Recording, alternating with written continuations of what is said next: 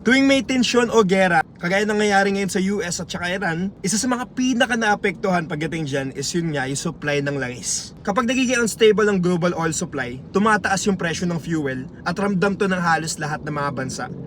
Pero hindi to bagong problema guys, kasi nung early 80s, naranasan ng mundo is sa mga pinakamalaking energy crisis sa kasaysayan. Dahil sa geopolitical conflicts at oil supply disruptions, biglang nagmahal ang langis sa buong mundo.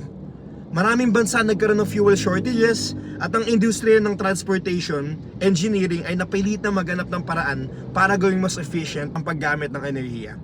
So isa sa mga nagtrabaho nun is yun nga, kilala natin to, si inventor John Simon.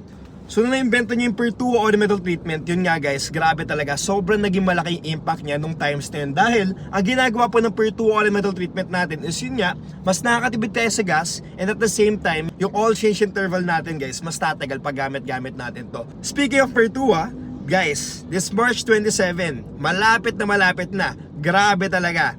Actually, more than a week from now na lang guys. More than a week from now, malapit na tayo magkaroon ng D-Day natin guys. Magkakaroon tayo ng D-Day. So ano ba yung D-Day na yan?